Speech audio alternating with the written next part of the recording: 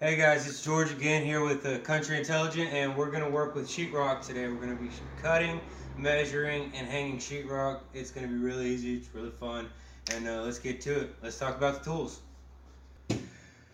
Square tape measure, regular old box cutter with clean screws, drywall screws, 1 1/4 long. They work really well for hanging 1/4 inch drywall, 1/2 inch drywall. You could use it for 3/4 inch drywall, but you'd rather want to use more like a 1 1/2 to 2 inch drywall screws. Trusty Porta-Cable drill. Every 16 inches is highlighted red. That's your 16-inch centers on your studs. It means the center of one stud is 16 inches apart from the next stud. 16 inches here. There's that mark. And then down here at 32, make that mark. Okay. Now, as I said before, we can use either the tape measure or we can use the drywall square. Now the drywall square does the same thing. It's got a measure, it's got a ruler right on it. See, as you can see, this one isn't highlighted red on the 16 and the 32. What it has is arrows, and then these arrows are going to mark the center of the studs on a typical basis, so you can use it for whenever you're actually hanging full sheets of drywall. That'll really help you out. We'll be doing that in a later video. So here we're going to mark our 16 and our 32 right there. So voila. Okay, and then we're going to want to go ahead and do that in the centers right here and right here, and we'll show you why here in just a second. So this is going to be we're using our square right here, and we have our marks, our 1 2 3 4 marks. And what you're going to do is you're going to take a square, you're going to cut a line this side, flip it, cut a line that side. So let's go ahead and get started. Where did I put my knife? Oh, hey, there it is. So we're going to go line it up on these marks right here that we've marked out, obviously. Got it lined up, as you can see. And we're going to go ahead and cut this out.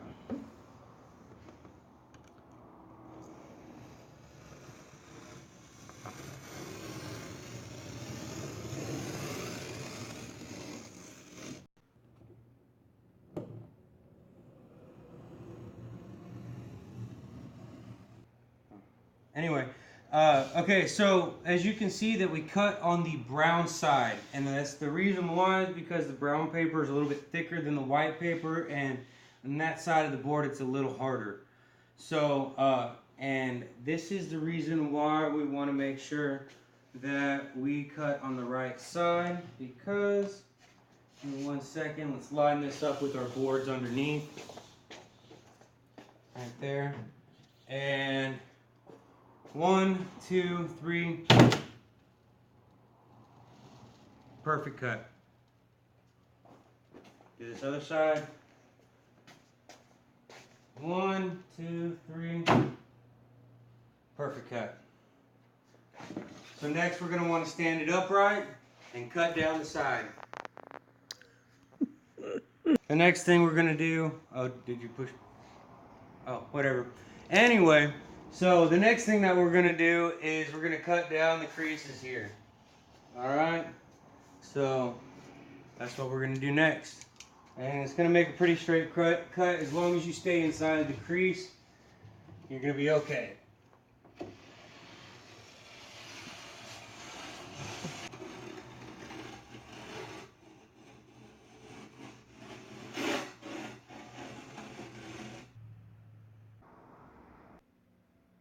Okay, so we've got our 3 pieces cut, and we're going to go ahead and start hanging them up. They're going to go up here, and where we've already been hanging a bunch of it, and it's going to be great. So let's go ahead and start hanging.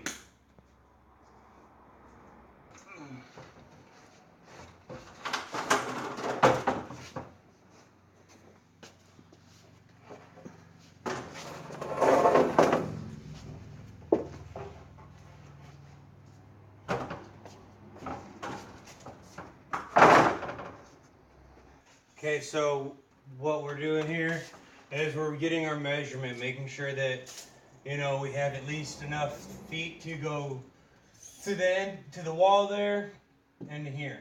So let's see what we got. Oh, I went limp. Let's try this again.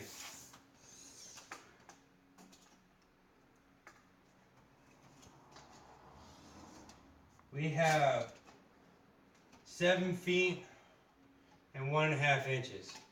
So if you know your math, it's 85.5 inches. So there we go. We're gonna have to cut our 8-foot strip of sheetrock down from 8 feet to 85.5 inches, or 7 feet and 1.5 inches.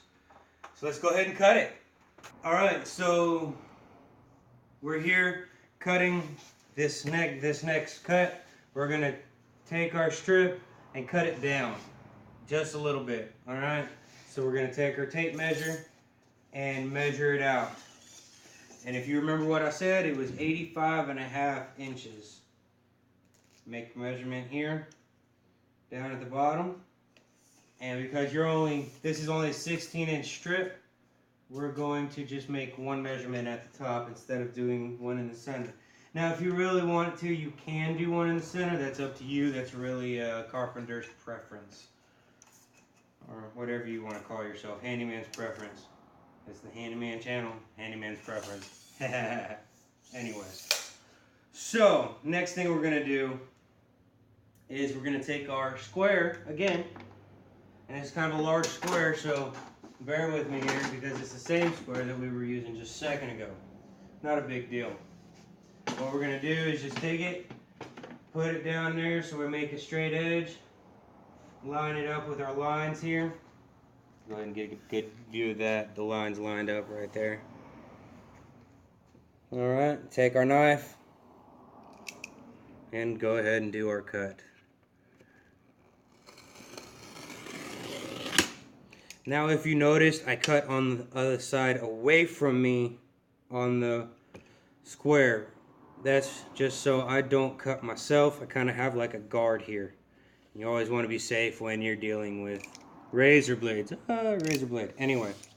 So oh, I'm sorry about that. I hit the camera. Sorry. I didn't mean to hit the camera.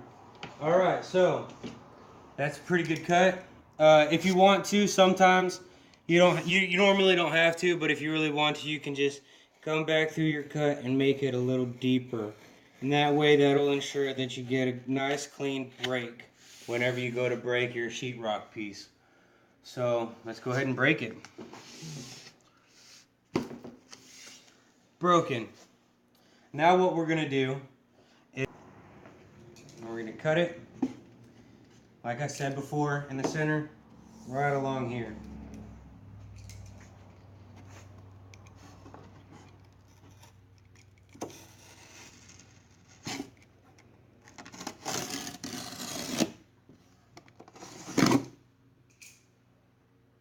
And as you can see, nice, clean cut.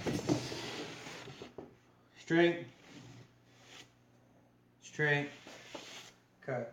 Now, the next thing that you can do to make your edges a little finer is shave it down with your blade. Now, this one doesn't really need it so much, but just for educational purposes, I'll go ahead and show you what that's going to look like. You're just going to take your blade with your thumb across the top so for stability, and lean it backwards, and just come along and just shave the top of it down. It's gonna look real nice. I say it. Anyway, here we go. Go ahead and come get a good look at that final product of that shave right there. It's good stuff. All right. So the next thing we're gonna do is we're gonna take our piece and make sure it fits, and we're gonna hang it.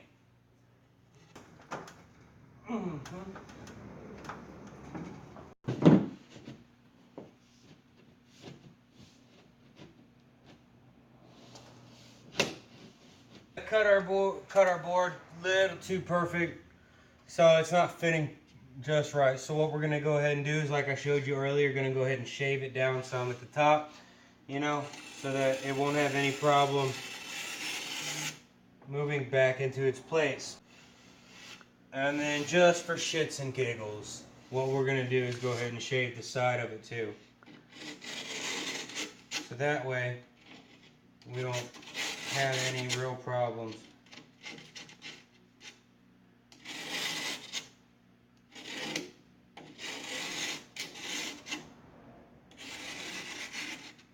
Hold it. So now we got our piece in after we shaved it down a little bit, and I cheated. Yeah, I did. I cheated. I cut a little bit out of the existing sheetrock right here, but not enough that we can't mud over it and cover it when we're floating. So it's gonna be great. All right. So we got our whole ball up. Now we're gonna go ahead and screw it in.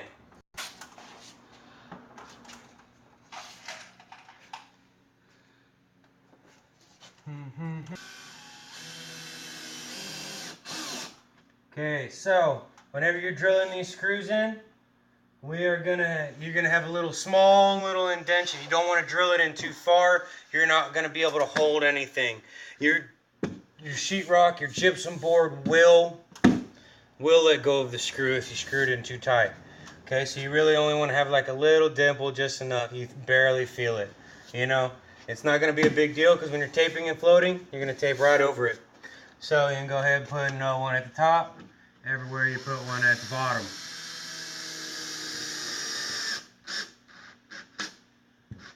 There's our dimple. It's fantastic. Alright, so we're going to do it here, here, there, there, there, and there.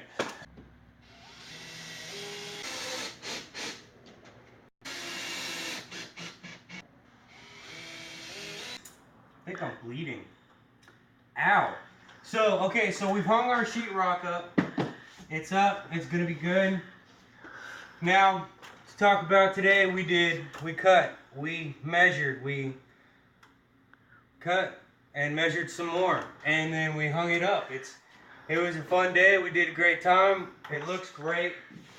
Now, next thing we're going to need to learn how to do is tape and float. That's going to be a next video. Now, I know that you're going to say, George, why were you sitting on top of the ladder? But hey, that's because my feet were down here on the board here, and I felt pretty sturdy. I feel like I could do that. This is a scaffolding that I made out of 2 ladders and 2 2x12s.